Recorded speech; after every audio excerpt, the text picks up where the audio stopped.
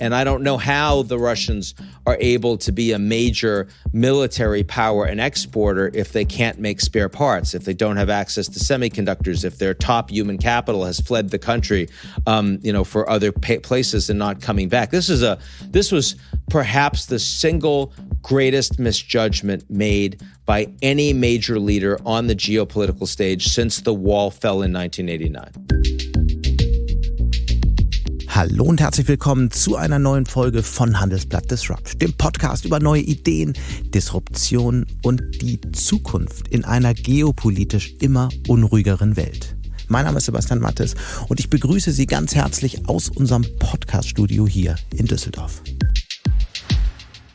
Was bedeutet die Zeitenwende, ausgelöst durch den Ukraine-Krieg, langfristig für die geopolitische und wirtschaftliche Weltordnung? Welche Folgen hat die technologische Entkopplung zwischen Ost und West? Und was bedeutet es eigentlich für Europa, wenn sich die USA und China zunehmend feindselig gegenüberstehen? Das bespreche ich heute mit einem der weltbekanntesten politischen Analysten, dem Gründer der Eurasia-Group, Bremmer.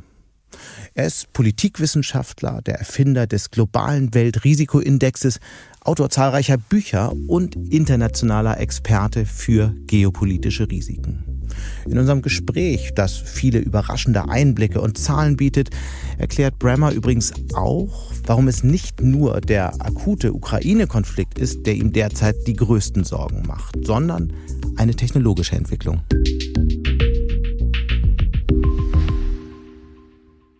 Und damit zu meinem Gespräch mit Bremmer, den ich jetzt in seinem New Yorker Büro erreiche. Hi Ian, great to have you here.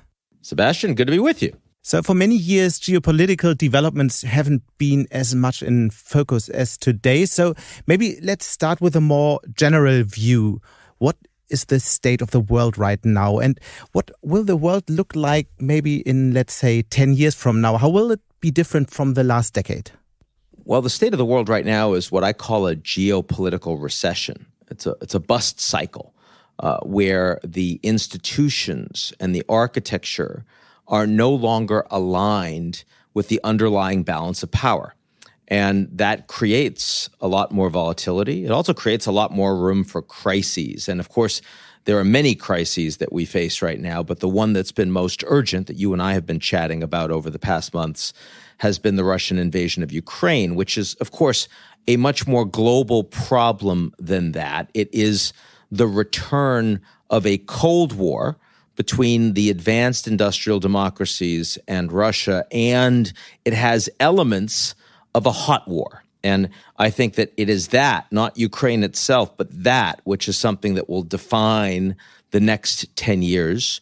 And not only is that a development that will further strengthen and align the advanced industrial democracies together, but it is also driving a greater wedge between the countries of North and South, between the wealthy and the developing countries. And both of those things are happening at the same time. I think this kind of recession you just mentioned is something pretty new. I guess it needs new kind of answers. We will definitely talk a little bit more closely about it, but maybe to start with, what is the difference in answering to this kind of crisis you just mentioned? Well, economic recessions happen pretty frequently. The world is probably about to enter yet another one. We know if they're large or small. We know how to define them, although President Biden is playing around with that right now. We have fiscal and monetary tools to effectively respond to an economic recession. And by the way, that's true whether you're United States, you're Germany, or you're China, right? The tools are basically the same. Geopolitical recessions do not happen as often. The cycles are very long. Because when you build institutions, they are aligned at that time with the powers that really have the most influence on the global stage. And the change in balance of power happens slowly and incrementally while the institutions are sticky. So this plays out over generations, not over years. And it takes a while to recognize that you're in a geopolitical recession when it hits. I mean, I first wrote about what I call a G0 world some 10 years ago in 2012. And at the time that I wrote that book, there were a lot of people that said, well, that's an interesting idea. It's a potential scenario, but that's probably not where we're going to be. It took a decade for people around the world to recognize, actually, yeah, it's non-polar. The Americans aren't acting as the world policeman. They're not the global architect of trade anymore. They're not even the cheerleader of global values. And by the way, nobody is capable of taking the place of the United States. I think that the election of Donald Trump helped make that more obvious, but it's so much deeper and more structural than one president of one country in the world. Ian, what could an answer be to that threat? Do we need new institutions, or do we have just to accept that the world will somehow decouple from now on? There is decoupling that's happening, but it is precisely the existence of these crises that have the seeds of the answers to them. And let's give you two quick examples of that. One, Putin is not particularly different today than he was in 2014. The major difference is that he sensed much greater opportunity because of what happened in Afghanistan, because of Biden's perceived weakness, because Merkel was no longer there in Germany, because France was talking about strategic autonomy, going its own way, because China was willing to stand up with Putin on the global stage and say, you're my best friend without global limits.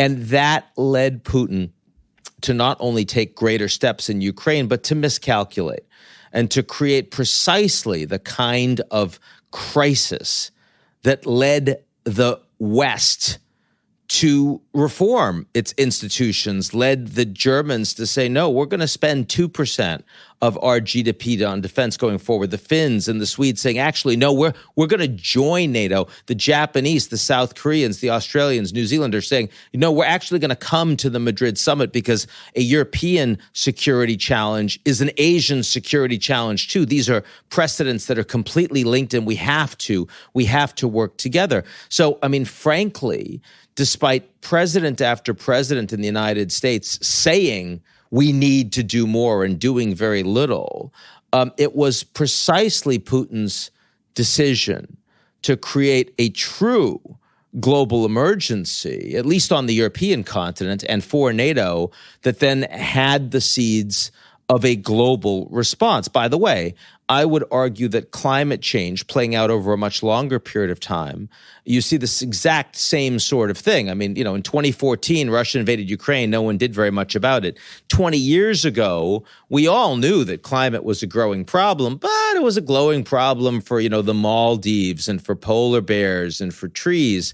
And so you had a bunch of activists that were talking about it, but it wasn't a global response until it started hitting California and Louisiana and Italy and Germany and Australia and everywhere, coming soon to a theater near you. And suddenly there was only one side to be on global climate. Denialism didn't work anymore. And you see trillions and trillions of dollars being spent and invested into renewable energy and into nuclear. And frankly, the Chinese doing so much that even Americans that don't care about climate change say, well, if we don't invest, we're going to be left behind, and China is going to be the post-carbon energy superpower. So I do think, and this is a big theme of the latest book that I've written called The Power of Crisis, that, I mean, nobody wants to see these crises. I mean, the Ukrainians are suffering for the short-sightedness and the sins of a lack of global leadership for decades now. And so too are the Maldivians and others that are experiencing, sub-Saharan Africa experiencing unlivable climate conditions. I mean, 1 billion Indians that can't work outside after 10 a.m. because it's too hot for them to do so. But the world is not allowing their tragedy to sit in vain. And I think that that's not necessarily optimism. It is hopefulness. It is a recognition that actually we can, as a planet, come together to respond. I was just about to come to your book because you mentioned an interesting thing. You wrote about the major three threats and focused on climate change, COVID-19, technological disruption. And you also said that a major crisis would in the end somehow unite the world in its efforts to tackle all those threats. Is this war in the Ukraine and everything that happened since then, is that this major crisis that is somehow uniting the West? It's uniting the West, absolutely. Whether it will continue to do so for 10 years is an interesting and open question. I mean, if the United States were to experience a constitutional crisis in 2024 with a lot of violence, and we don't know who the president is for a period of time, Ukraine does not have the same existential threat to the Americans. It doesn't have the millions of refugees that the Europeans are presently welcoming, doesn't have the energy relevance, the commodities relevance for the Americans that it does for the Europeans. I could imagine that the U.S. will be spending a lot less time paying attention to this issue in a couple of years than they are presently. So I wouldn't want to be Pollyannish on that.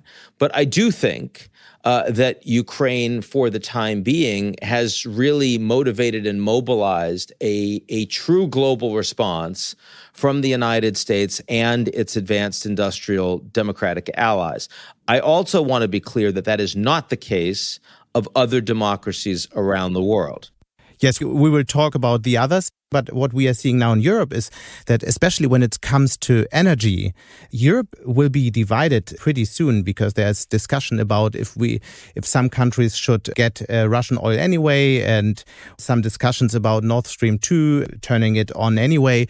Might this crisis in the end also divide the West? It's possible. I am somewhat more hopeful there than the framing of your question.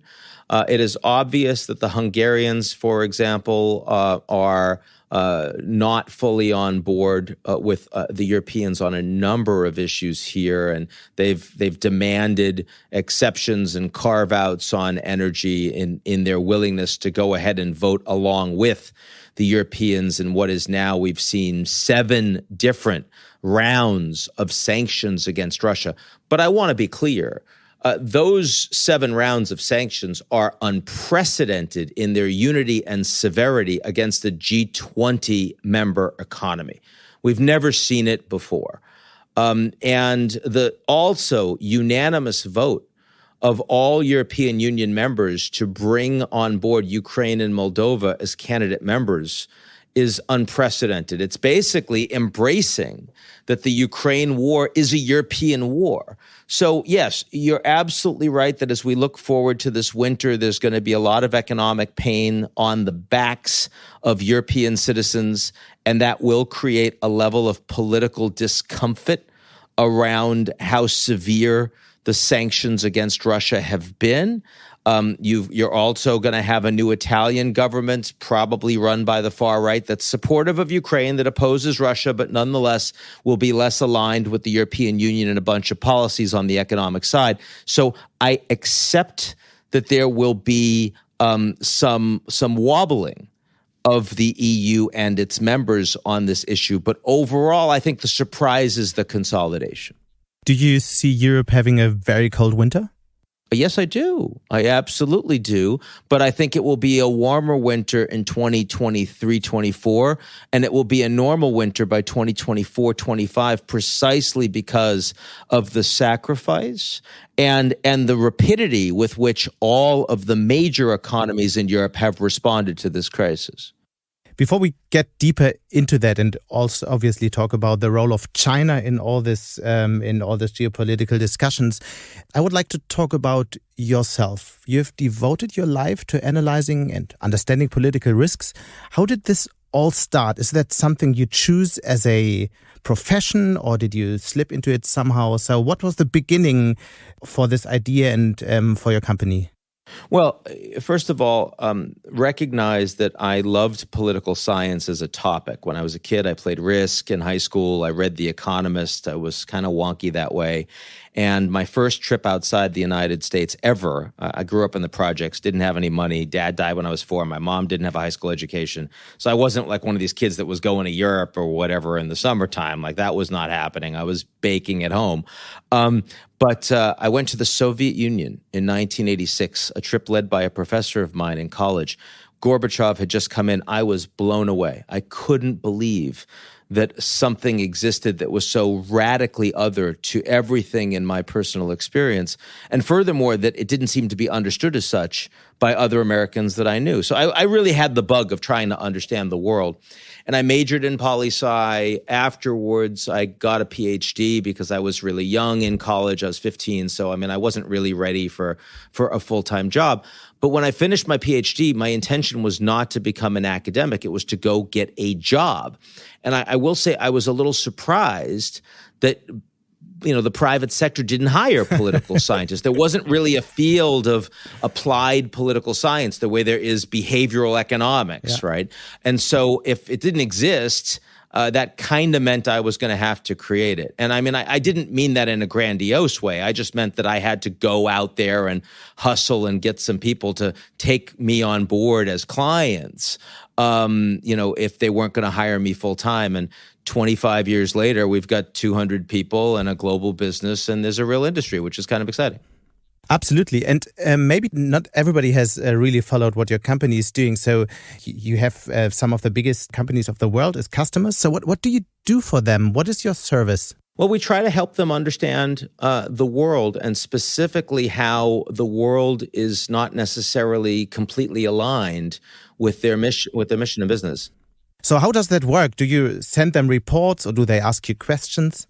Yes and yes, but the bigger of the relationships and the ones where we're really moving the needle for them are, of course, much more bespoke. They're very tailored. They're a significant number of senior people in our organization getting to understand what those companies are about, and specifically where the pressure points are between where they're heading as organizations and where the world is heading. And they're not experts on the world, they're experts on their company. And so as a consequence, if the world is changing quickly, the global order, global architecture, global institutions, global values, then frequently they're playing catch up. And to the extent that we can help them, we do. And by the way, that's not just about companies. We also have an events organization. We have a media company that we started so that we can help, just citizens around the world also inform themselves more effectively and be maybe 10% less crazy when they're being consumed by the media. So for example, when I'm the CEO of a international corporate and I want to maybe diversify and move away from China, and I want to understand how secure is it to go to Vietnam, what are the maybe risks to go there, you would give me some answers. We'd certainly try, but we'd also want to make sure that your decision to diversify China was based in a real assessment of where the world is and is going, as opposed to a knee-jerk reaction to, I can't do any business in China going forward. Okay. You think about how to explain what's happening in the world to your customers, to people all over the world. One question I found very interesting that somebody asked me a couple of weeks ago on a big event was, how can we explain what's going on in the world now to our children? Do you have an answer for that as well? Well, I think that the easiest way to answer that is to say that our children are actually much more global than they used to be. 90% of people under 21 today are in developing countries, and they're increasingly urban, they're increasingly educated, and they're increasingly connected. So young people actually are much more global and much less Western than they were when you and I were growing up. And of course, my own experience of young people also was so much more narrow. It was the kids I was playing stickball with living in my block.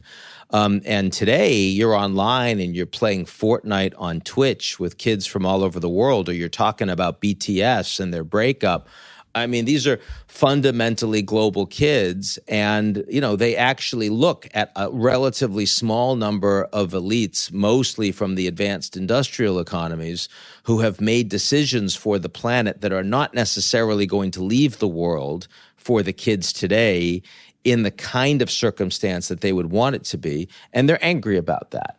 They're cynical about it too. And so you need to break through. You need to, first of all, understand that. You need to listen to them. Right? I mean, it's not just a one-way street. By the way, one thing that I was very respectful about Chancellor Scholz for doing at the most recent G7 was when he reached out and invited the leaders of a number of those countries like Senegal and Argentina to join the G7. And he told Biden and the other attendees, we're not here to lecture them, we're here to listen. So let's really let them tell us what they think and how we're getting it wrong. And we need to digest that. We can't just immediately say, oh, we have all the answers, because that's not the way they feel. I think increasingly that's what we need to do with young people. Will the young people live in a completely different world? I mean, when we were young, we could travel almost everywhere. We could start a company in many countries pretty easily. This will definitely change, right? Well, again, it wasn't easy for me to travel anywhere when I was a kid, and I didn't know anyone that started a company. So I would take some issue with that as someone that grew up in a very different class situation than perhaps you did. But certainly from the 1970s when I grew up until, say, 2001, when 1991, the Soviet Union collapses, 2001 when we had 9/11. I do think there was this age of opportunity in the West, and there was also an age of globalization where a global middle class was developing and felt like they had increasing opportunities going forward. It is not as clear, given climate change, given the rise of populism in democracies all over the world, given the unwind of some aspects of decoupling from globalization, the West and Russia, the U.S. and China on the technology side, and of course grassroots populism all over the world, making market access more problematic. You put those things together, and you wouldn't expect the same levels of overall global growth that we've experienced over the past 50 years. And it's a different type of challenge in different places. In China, there's a big demographic challenge on top of that. In the United States, there's a big tribal political challenge on top of that. But certainly, the message that I would give to young people today is, on the one hand, the world is going to be a lot more challenging. On the other hand, the institutions are up for grabs. So it's not just a small number of elites running a few governments around the world that are creating the new institutions for the 21st century. It's corporations, it's banks, it's NGOs, it's people. It's much more diffuse. And that ultimately creates a sense of opportunity and a sense of hope in ways that for many decades ago, if they weren't on the right track, they might as well shut it down. What is the most important qualifications for young people when they want to succeed in this new world? Is that something you thought about? It is. I think there are three things that you need. One is you have to have content. You have to have substance. If you don't have some level of expertise in what you're passionate about, then no one's going to pay any attention to you. And you always have to, I'm not surprised given who I am as a human being that I would start with that, but I think it's critically important. And if you start believing your own story and stop paying attention to content, which requires, in a deeply complex world, continual engagement and study, it's not just 10,000 hours and you can stop, then you lose the ball game. That's number one. Number two, as you and I are seeing today, you have to be able to communicate effectively, because if you have great content, but you can't tell anyone what that content is in a way that will resonate with them, in a way that will touch them, will engage them, and that message needs to be adapted so that people of all different walks of life can understand and connect with it, then you're not going to be effective. And then third is absolutely critically important, is you have to understand how the system works and how you can get to decision makers, gatekeepers, and stakeholders. I mean, you and I, for Christ's sake, met in Davos. That is not something that is available to the vast majority of people on the planet. And by the way, it wasn't available to me until I got myself an invite. And, you know, that's hard. And figuring that out is almost impossible for a lot of incredibly talented people with great communication skills. And we need to be deeply sensitive to that reality, right? That it's not, land of opportunity doesn't just happen. And there is an accident of birth is extraordinarily important. And for me, makes me kind of I'm a patriot, but I'm not a nationalist. Because for me, nationalism is the sense that somehow by virtue of the incredible good fortune you had to be born in a certain place at a certain time, that makes you and your country better and you as a human being more worthwhile than others around the world without that fortune. And that is a whole load of bullshit that I have no interest in peddling. Let's come back for a second and talk about Russia and about Putin's intentions. What do you think Putin really wants in the end? And what could be a way out of this whole crisis? Unfortunately, it's very hard for me to see a way out of the crisis now 5 months in, because under any circumstances, any plausible scenario, I believe that Putin will end up in a materially worse economic, political, and geostrategic position than he would have been in had he not decided to invade Ukraine on February 24th. And clearly that is not an acceptable outcome for Putin. Now, you know, if he takes all of the Donbass, if he keeps the land bridge to Crimea, he holds on to Kherson, he can announce that he's been successful in his second special military operation, as he mislabels it. But that is still leaving Ukraine more integrated with NATO than they were before, as a candidate member of the European Union, with the entire country wanting him dead. And convinced that he has convinced thousands upon thousands of war crimes upon their nation of 44 million. Not to mention the fact that NATO has expanded, it'll be stronger, it'll be more forward deployed in terms of troops, and Russia will be fully cut off and decoupled from the economies of the G7 plus. So this is, I mean, he can say it's a win at home, and I'm sure he will, but it's an unacceptable long-term position for Putin to be in. And I do believe that their economy over the next 5 years is likely to be on a similar trajectory to Iran's economy after they were made into a G7 pariah. In other words, a contraction of some 30 to 50%. And I don't know how the Russians are able to be a major military power and exporter if they can't make spare parts, if they don't have access to semiconductors, if their top human capital has fled the country, for other places and not coming back. This was perhaps the single greatest misjudgment made by any major leader on the geopolitical stage since the wall fell in 1989. So you say the sanctions are working because what we are seeing is that Putin can sell oil, for example, to India, even to Saudi Arabia. He's selling oil at the moment. At a massive discount. Yes, that's right. Yes. Yeah, sure. But still, he is earning billions with that. Do you still think the economy will go down in the next couple of years? Yeah, well, this year, the Russian economy is going to contract by some 7 to 8%. That's basically a depression, and it's been completely imposed by the West. So number one, let's recognize that it's very hard to say that the economy is doing well, that's decreasing by 7 to 8%. If that happened in... No, sure, but it's not, it could be worse, right? I mean, many thought it would, yes. But of course it could be worse. Yeah, I mean, we could be bombing them. We're not. But I mean, when people tell me the sanctions aren't working, if Germany were experiencing a contraction of 7 to 8% of their economy as opposed to growth of 2% or 3%, there would be pitchforks on the streets calling for your chancellor's head.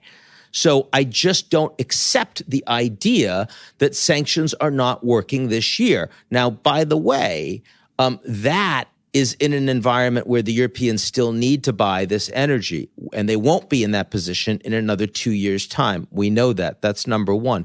Number two is Russia is a manufacturing economy. So yes, we still will need oil and gas around the world and food, and they'll be able to sell that. But everything else they do will be a disaster.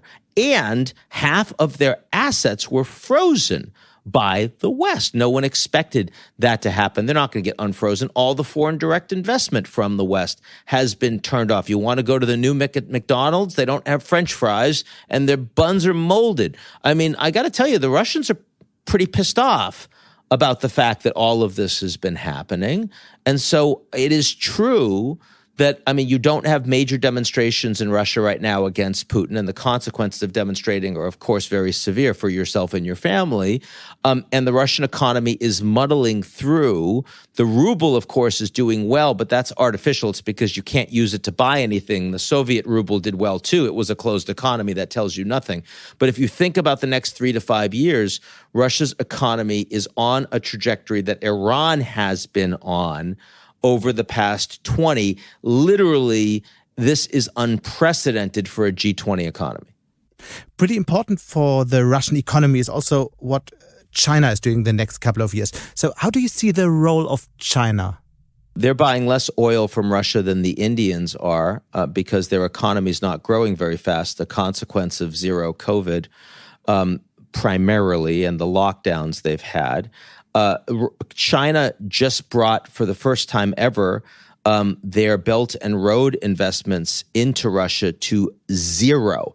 There are none. And that's because they don't want to be caught in secondary sanctions by the United States and the West. They are not providing direct military support to the Russians after being warned by the Americans, don't do it or else. They are engaged in continued trade with Russia, but the Russian economy is 1/10 the size of China. And so it's not exactly a critical partner for the Chinese going forward.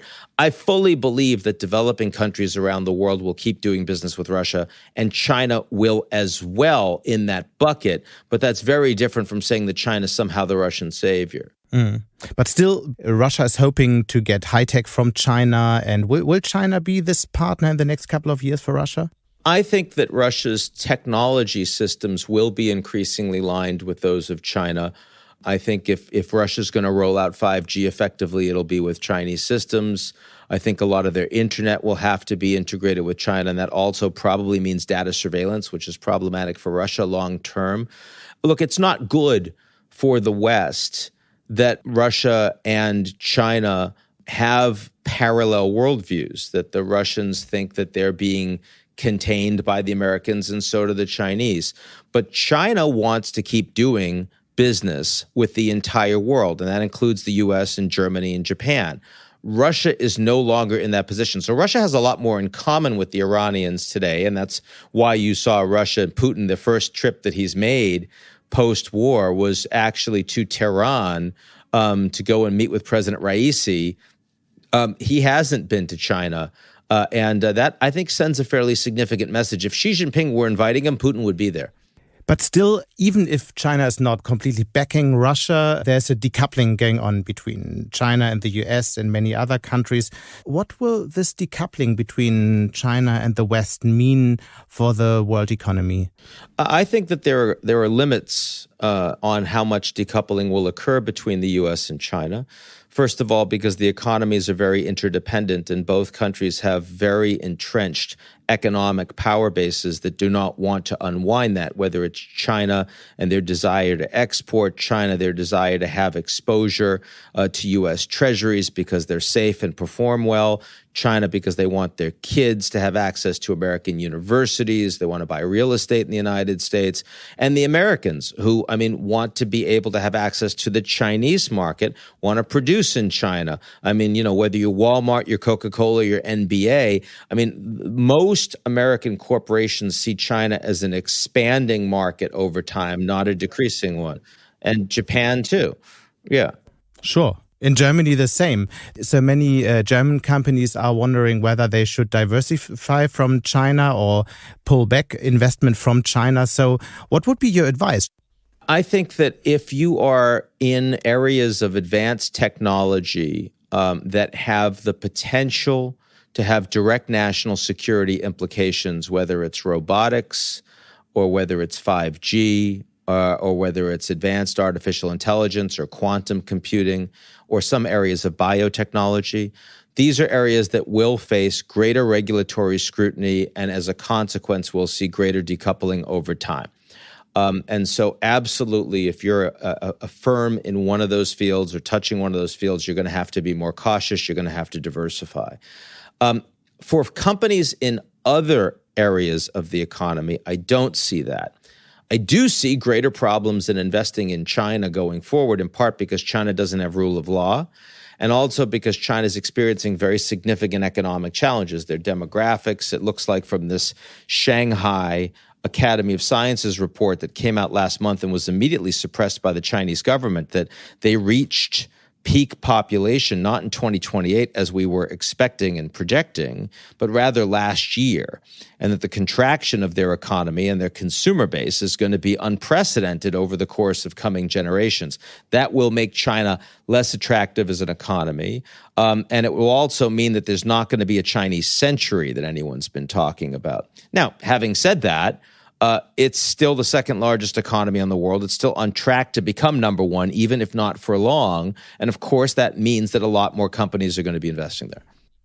For many years, China has focused primarily on growth and increasing wealth. And now that focus is somehow shifting to nationalism and control. Where is that taking us in terms of economic development? Well, that's true in the United States as well, and no one's telling German companies you should invest less in the United States, not least when the U.S. dollar is at parity with the euro for the first time in decades. Look, I do believe that the Chinese government is under more strain economically. Zero COVID's making it harder. Significant non-performing corporate debt and a real estate bubble is making it harder. Rural banks collapsing in the last couple of weeks have made it harder. So the Chinese economic story is not just a boom story. We need to understand that, and that's true in an environment where a government run by the Chinese Communist Party does not support rule of law. So I think that it's going to be harder to make significant cash in China in the next 10, 20 years than it has been for the last 20. I accept that. But I still see that outside the United States, every major economy out there says, do not put us in a position where we have to choose between the U.S. and China. We're going to invest in both. That's still going to be the answer. Ian, before we wrap up now, I would like to talk about another country, another boom country that is getting in economic trouble right now. I've talked to a number of managers and founders from Silicon Valley a couple of weeks ago, and they told me, off the record of course, some of them are making real-life exit plans because they are worried about the political divide in the US. One even mentioned civil war. Yeah. No one's talking about a civil war, but lots of people are talking about a broken election, a constitutional crisis in 2024 that we haven't seen since 1876 during the period of Reconstruction. There is unprecedented tribalism and political dysfunction in Washington, and we're also seeing blue states versus red states becoming harder for companies to navigate. Disney in California, blue, Florida, red, harder for them, more costly for them to try to deal with that. A lot of companies are trying to navigate what it means for them to, be able to be all things to all people politically when what they're really trying to do is just sell sneakers, right? So it is harder, but it's harder in the context of a U.S. economy that's doing incredibly well, a dollar that's only been strengthening, world's major oil producer, food producer, the only open economy in the world with superpower-sized technology companies that are driving in, every area of entrepreneurship. These things matter an awful lot. And so it's interesting. In China, you have a consolidated political system that's very stable with an economy that's increasingly wobbly. In the United States, you have an incredibly strong economy with a political system that's increasingly wobbly. And that latter point is one that's causing a lot of CEOs a great deal of discomfort. And is there a way out for this divide we're seeing in the US? Not in the near term. It's been growing for decades. And you saw January 6th. I mean, the reality was it wasn't a big enough crisis to lead to a conviction of Donald Trump. It wasn't a big enough crisis to get the Republicans to participate in the January 6th Commission, which tends to tell you that the next time around, it's probably going to be worse. What is your biggest fear when you think about the next years? My biggest fear is probably that we have a host of disruptive technologies that we are developing that are increasingly in the hands of a whole bunch of governments and even non-state actors that can be used for good, but also for great danger, and that we are not yet in any way working together to try to limit the proliferation of those technologies. For example, what kind of technology? The way the Americans and the Soviets did during the Cold War. What kind of technologies? Well, lethal autonomous drones, quantum computing and encryption, artificial intelligence that is undifferentiated from human beings online. Just so offensive cyber weaponry. I mean, we just have a whole bunch of new technologies that are potentially existential in their manifestation globally, and we aren't yet doing anything to try to limit the potential downside. Mm. And why are you still optimistic or positive, as you've said in the beginning?